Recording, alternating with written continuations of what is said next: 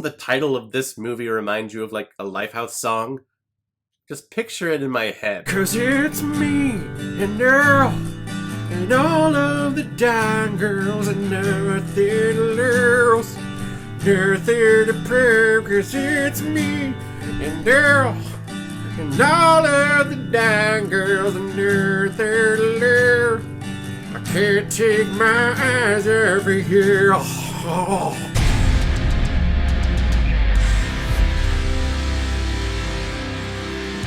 Me, Earl and the Dying Girl, released in 2015 and is directed by Alfonso Gomez-Rejon, who's behind such films like The Town That Dreaded Sundown and The Current War. And not like a war that's going on currently, no, this is a war about currents and electricity. And this film is starring Thomas Mann, Olivia Cooke, RJ Cyler, Molly Shannon, Collie Britton, John Bernthal, and Nick Offerman. Just give me all the bacon and eggs that you have.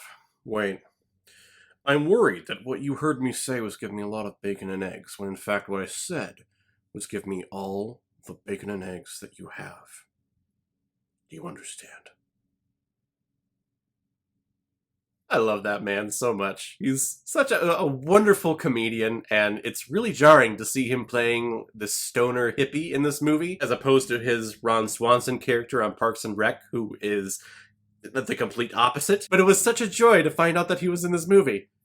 Comes on screen, he's holding a cat. He's my man. Greg Gaines is starting his senior year of high school, and he has managed to make himself friends with basically every single stereotypical group in high school. He's a floater. He doesn't belong to a particular clique. Reminds me of someone. But when his mother finds out that one of his fellow classmates has been diagnosed with leukemia, she forces Greg to hang out with her. However, little did Greg know that this was going to be the start of a wonderful friendship that was going to shape Greg's entire life. And this is based on the Jesse Andrews book of the same name. I guess this was Jesse Andrews' first book coming out, so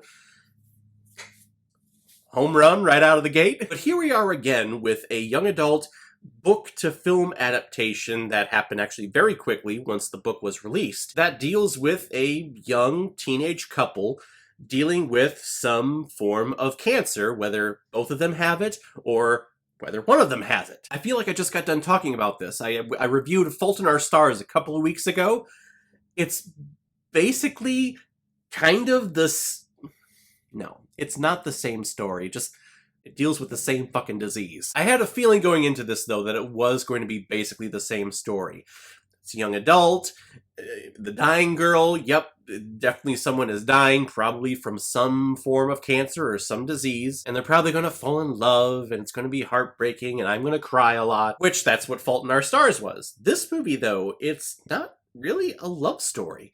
This is just straight up friendship, which is actually very nice to see. In a lot of these young adult novels, they talk about, falling in love at such a young age. And I watched them in my older ages, and I'm just thinking, guys, relax, chill out, explore for a couple of years, figure yourself out, and then fall in love with someone. We're talking like 0.01% of high school relationships that last. Or that should last. Actually, I know two people who were high school sweethearts and they fell in love with each other and have never broken up and have always been together.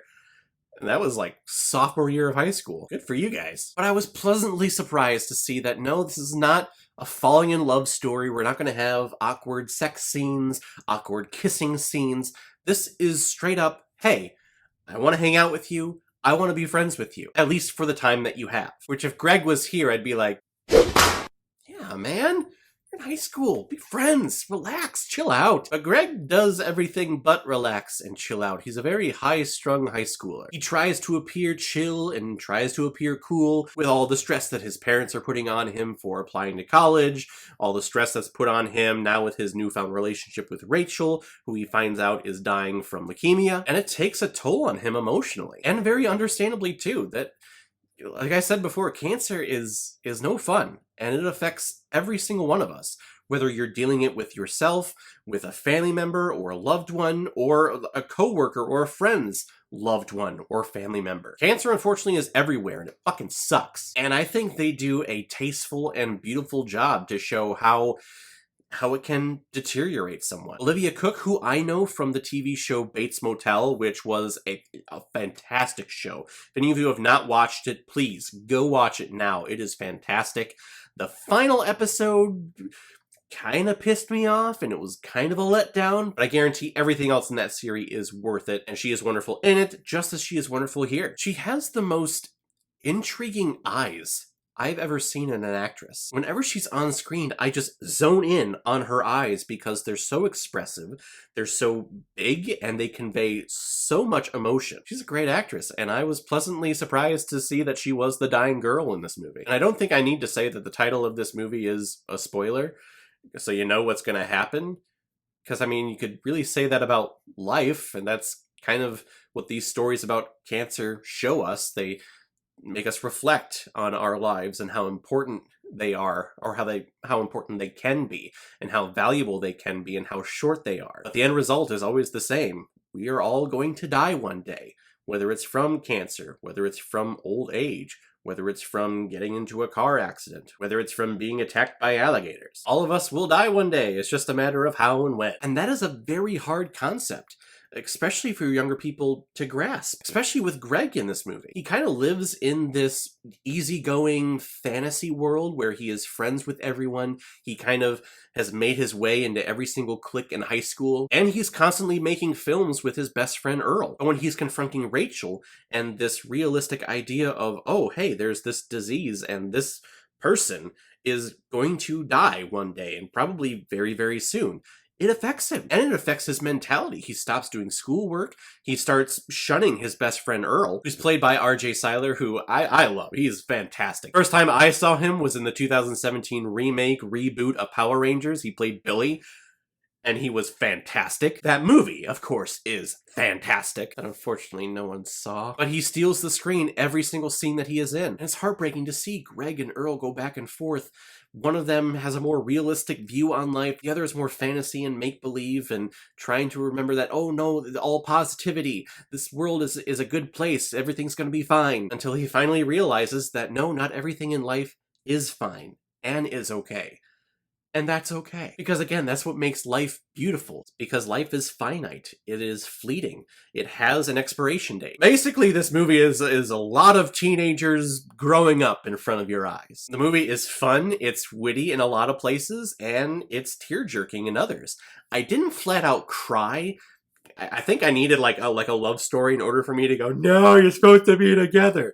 But the fact that they were friends and this was more of a realistic idea of, oh, hey, how precious life is, it was more like my eyes watered up and me basically nodding at the screen going, yep, that's how it works. It's hard, but it's also beautiful too. And that's what this movie is. It is a beautiful film. It is well done. I like all the stop animation when we're talking about his fantasy worlds and a lot of his movies that he makes. It's a surprisingly enjoyable time, even though the ending, it's coming. And when it happens, it hits you. It's still a wonderful time, though. I'm going to give Me, Earl, and the Dying Girl 4 out of 5 Blu-rays. I like it a lot. Alright everyone, now usually at this time I pick which movie I'm going to be watching next. Next week we are focusing on GingerNutsOfHorror.com and their recommendations to me, the screeners that they've provided to me. I haven't decided which ones I'm going to watch yet, but we'll definitely check that out next week. We got 2 of them coming. Thank you very much, Melody G, for the recommendation of Me, Earl, and the Dying Girl. If any of you have recommendations of films that you want me to review on here, leave your comment below this video, go to my Facebook page, my Instagram, or my Twitter, and leave your recommendation there. And if you want your recommendation to move it to the front of the line, you can hit the PayPal donation button on my YouTube channel. Any donation is fine. Any comment of whatever movie that you want me to watch, it'll push to the front of the line. Or you can also go to my Facebook, my Twitter, or my Instagram page and leave a recommendation there. And if I have access to it, I will watch, review it, and give you a shout on the channel. So guys, have you seen Me, Earl, and the Dying Girl? What did you think about it? Or if you've never seen it before and you stumbled across it because of this video, then comment below, let me know what you thought about it. And as always, if you like what you saw here, if you like my take on movies, then hit the subscribe button and make sure you hit that bell so you know the next time I release my next movie review. So guys, I will see you next time with a horror film from GingerNutsOfHorror.com. So in the meantime, be well, be good to each other, and go watch a movie. Take care, guys.